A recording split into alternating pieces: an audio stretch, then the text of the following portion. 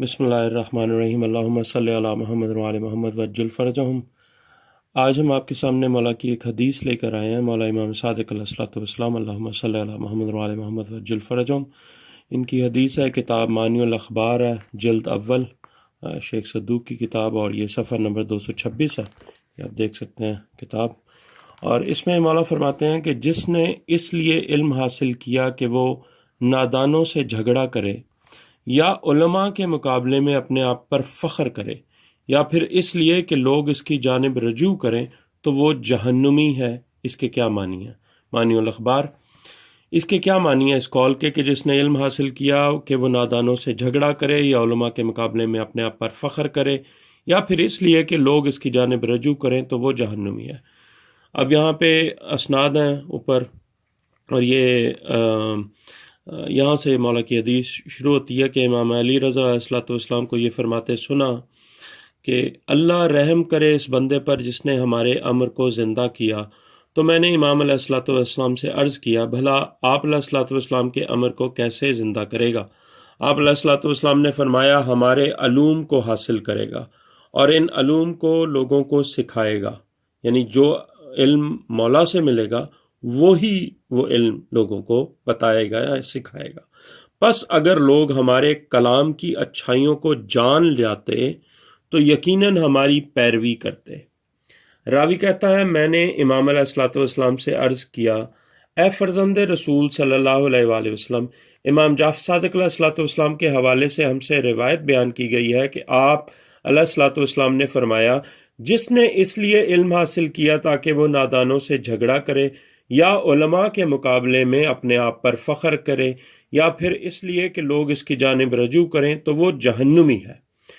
امام رضا علیہ الصلوۃ والسلام نے فرمایا، میرے جد نے سچ فرمایا، کیا تم سمجھے نادان کون ہے؟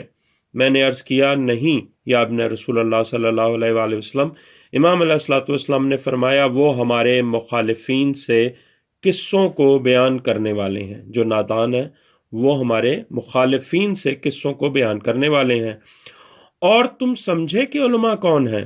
یعنی علماء کون ہے جو اس حدیث میں ذکر ہے کہ یا علماء کے مقابلے میں فخر کرے اپنے آپ پر، تو اور تم سمجھے کہ علماء کون ہیں؟ میں نے عرض کیا، نہیں یا آپ نے رسول اللہ صلی اللہ علیہ وآلہ وسلم۔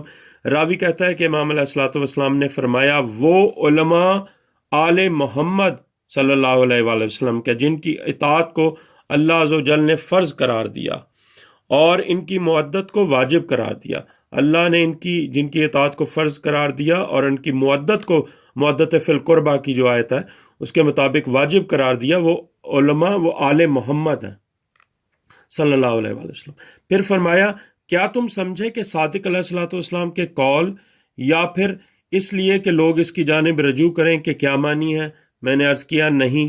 امام علیہ الصلوۃ والسلام نے فرمایا، قسم باخدا اس سے مراد یہ ہے کہ بغیر حق کے دعوی امامت کرنا، اور جو بھی یہ کرے گا وہ جہنم کی آگ میں ہے۔ ٹھیک ہے، اب یہ کہ لوگ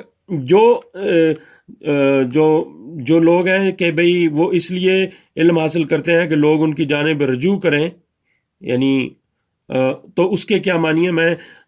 تو امام نے فرمایا کہ قسم باخدا اس سے مراد یہ ہے کہ بغیر حق کے دعوی امامت کرنا، یعنی اللہ کی طرف سے منصوص من اللہ امام نہ ہو اور دعوی امامت کرے، تو یہ بھی جو بھی یہ کرے گا وہ جہنم کی آگ میں ہے۔ یہ کتاب آپ کے سامنے موجود ہے۔ اس حدیث کو لوگوں کے ساتھ شیئر کریں، اور مولا نے جس طرح فرمایا کہ اللہ رحم کرے اس بندے پر جس نے ہمارے امر کو زندہ کیا، تو اسی نیت سے آپ لوگوں کے ساتھ یہ حدیث کو شیئر کریں، اور ہمارے پیج یا علی مدد ٹورانٹو کو لائک کریں، اور یوٹیوب چینل یا علی مدد ٹورانٹو کو سبسکرائب کریں۔ اللہم صلی علی محمد وعلی محمد وجل اللہ تعالیٰ فرج الشریف۔